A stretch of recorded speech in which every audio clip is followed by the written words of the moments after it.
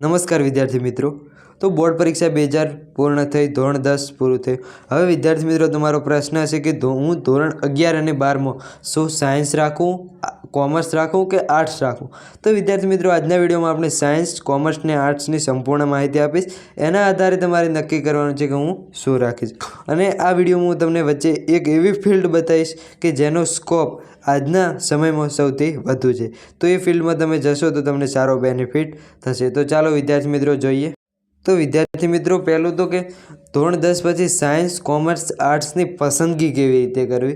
તો તમે પસંદગી કયા આધારે કરી શકો છો? તો કે ધોરણ 10ના ટકાના આધારે।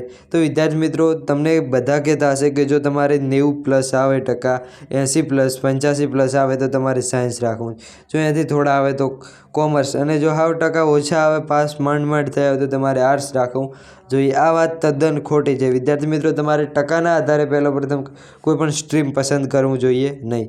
જો તમને કયા વિષયમાં રસ છે, તે વિષયના કયા વિષયમાં મજા આવે છે, તે કયા વિષયમાં રસ, એના આધારે તમારે સ્ટ્રીમની પસંદગી કરવી જોઈએ। તમારો ભાઈબંધ, દોસ્ત, ફ્રેન્ડ વગેરે જે સ્ટ્રીમ પસંદ કરે તો એ સ્ટ્રીમમાં જવું ન જોઈએ। તમને કયા વિષયમાં મજા આવે છે, કયા વિષયમાં રસ છે, તેના આધારે તમારે સ્ટ્રીમની પસંદગી કરવી જોઈએ। અને પછી બીજો પ્રશ્ન વિદ્યાર્થી મિત્રો કે સાયન્સ, કોમર્સ, આર્ટ્સમાંથી કયું સારું છે? તો વિદ્યાર્થી મિત્રો આ સવાલ જ પહેલો ખોટો છે। સાયન્સ, કોમર્સ અને આર્ટ્સ આ ત્રણ સારા છે, જેને જો ખરાબ હોત તો રાખ્યા શા માટે હોય?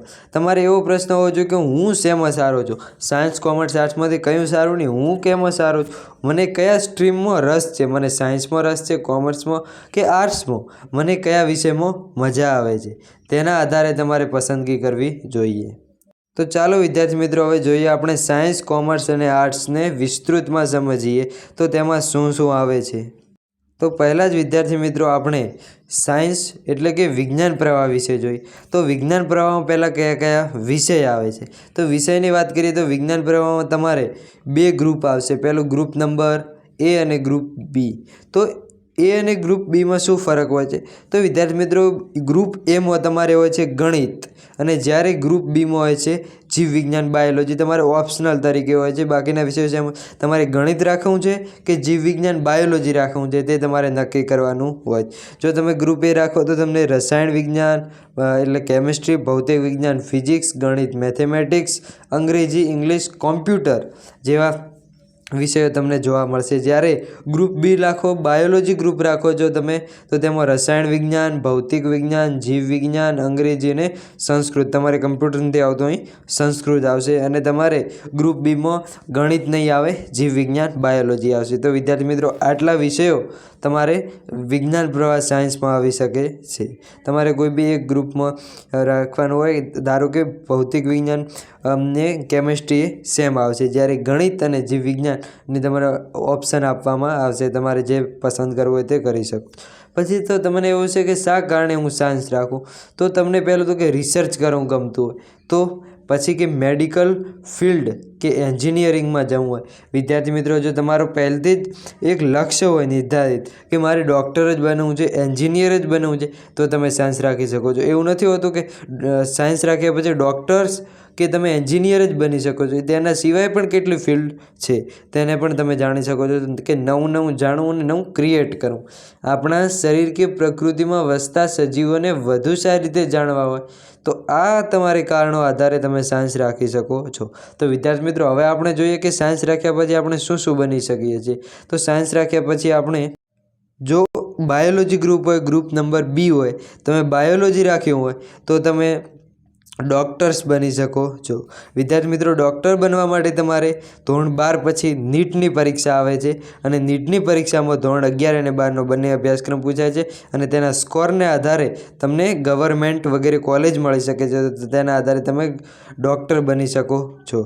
તો ડૉક્ટરમાં પણ MBBS, BHMS, BAMS જેવા કોર્સ તમે કરી શકો છો, અને તમારે ડૉક્ટર્સ કેવી રીતે બનવું તેનો વિસ્તૃત વિડીયો જોતો હોય તો પણ તમે કોમેન્ટમાં લખી શકો છો। અને બીજું શું બની શકો છો બાયોલોજી ગ્રુપવાળા, વિજ્ઞાન પ્રવાહવાળા? તો ડેન્ટિસ્ટ, BDS પણ કોર્સ કરી શકો છો। ફાર્મસી પણ કરી શકો છો, biotechnology, nursing, lab technician, veterinary doctor એટલે પશુ ડૉક્ટર પણ તમે બની શકો છો, અને એગ્રીકલ્ચર કૃષિ ક્ષેત્રે પણ તમે આગળ વધી શકો છો. તો તમે વિજ્ઞાન પર બાયોલોજી ગ્રુપ રાખ્યું હોય તો. હવે PCM ફિઝિક્સ, કેમેસ્ટ્રી અને મેથ્સ તમે જો ગ્રુપ નંબર A રાખ્યું હોય તો તમે એન્જિનિયર બની શકો છો. તો એન્જિનિયરમાં પણ વિવિધ એન્જિનિયરો છે, civil engineer, mechanical engineer, computer engineer, electrical engineer.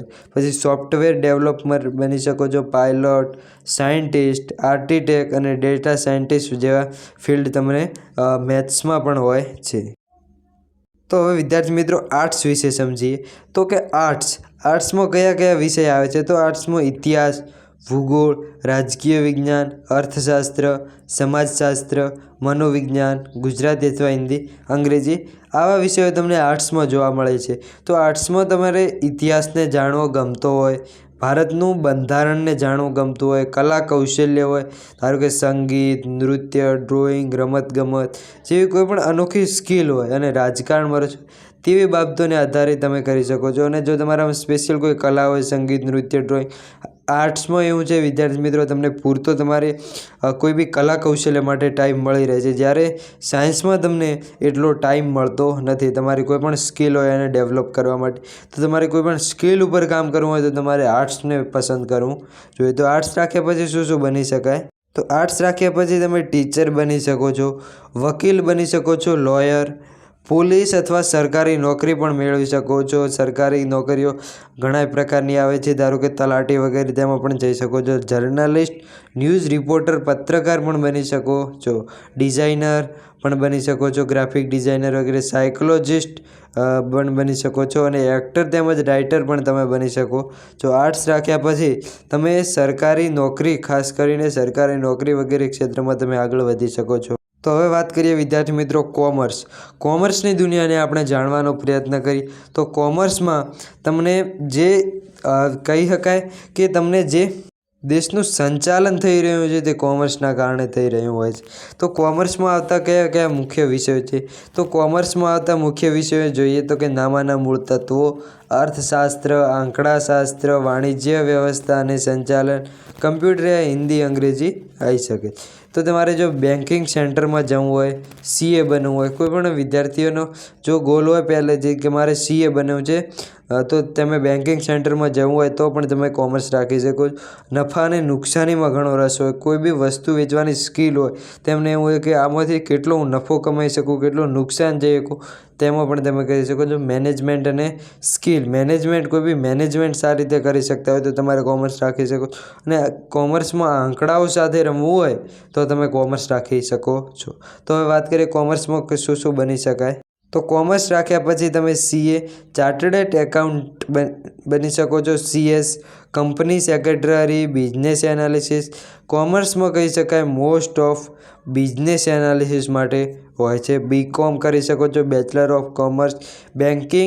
Bank officer, clerk બની શકો છો, બિઝનેસમેન બની શકો છો, અને માર્કેટિંગ અને સેલ્સ મેનેજર બની શકો છો. તો વિદ્યાર્થી મિત્રો કોમર્સમાં પણ તમારે ખૂબ જ ફિલ્ડ મળતી હોય છે. તો વિદ્યાર્થી મિત્રો આ છે 3 વિષય, સાયન્સ, આર્ટ્સ અને કોમર્સ. તેને તમારે ધ્યાનથી સમજી તમારે શું રાખવું છે તે વિચારી અને તમારે રાખવું જોઈએ, કારણ કે આ તમારા કરિયરનો સવાલ છે. ઘણા વિદ્યાર્થી મિત્રો કહે છે કે આર્ટ્સવાળો કશું ન કરી શકે, કોમર્સવાળો કશું ન, સાયન્સવાળા જ કરી શકે. એવું હોતું નથી વિદ્યાર્થી મિત્રો. 3 ફિલ્ડ શ્રેષ્ઠ છે. સાયન્સમાં પણ શ્રેષ્ઠ, આર્ટ્સ શ્રેષ્ઠ અને કોમર્સ પણ 3 શ્રેષ્ઠ છે. તમે તેના લાઈવ એક્ઝામ્પલ પણ જોઈ શકો છો. ધારો કે તમે જોઈ તો વિરાટ કોહલી જેને ફેમસ ક્રિકેટર જે આખા દુનિયામાં ફેમસ છે એવા વિરાટ કોહલી એ પણ 12 પાસ હતા. અને શાહરૂખ ખાન જેમણે એક્ટર છે જે ફિલ્મ બનાવી રહ્યા છે તે આર્ટ્સ રાખ્યું હતું. તો આર્ટ્સ રાખીને પણ તમે દુનિયામાં નામાંકિત થઈ શકો છો. એવું હોતું નથી કે સાયન્સથી જ નામાંકિત થઈ શકો, કોમર્સથી નામાંકિત થઈ શકો, આર્ટ્સથી નામાંકિત થઈ શકો. પછી અઝીમ પ્રેમજી, તો તે પણ કોમર્સ તેમણે રાખ્યું હતું અને તે મોટા પાયે બિઝનેસ ચલાવી રહ્યા છે. તો વિદ્યાર્થી મિત્રો, આ 3 ઉદાહરણ પણ તમે જોઈ શકો છો. એટલે માટે તમારે એવું ન રાખવું જોઈએ કે જે સાયન્સ લેશે તે જ આગળ વધશે, કોમર્સ લેશે તે જ આગળ વધશે, કે આર્ટ્સ લેશે તે આગળ વધશે. જો તમારામાં એક સ્કિલ સારી હોય, તમે કોઈ બી વિષય સ્ટ્રીમમાં તમે જો શ્રેષ્ઠ પ્રદર્શન કરશો તો તમે પણ ભારતમાં નહીં પણ પૂરા દુનિયામાં નામાંકિત થઈ શકો છો. તો વિદ્યાર્થી મિત્રો, આ છે તમારા કરિયર વિશેની માહિતી અને તેને ધ્યાનથી સમજી અને તમારે પગલું લેવું જોઈએ. તો વિદ્યાર્થી મિત્રો, વિડીયો પસંદ આવે તો વિડીયોને લાઇક કરો અને ચેનલને સબસ્ક્રાઈબ ન કરો તો ચેનલને સબસ્ક્રાઈબ કરો. Thank you.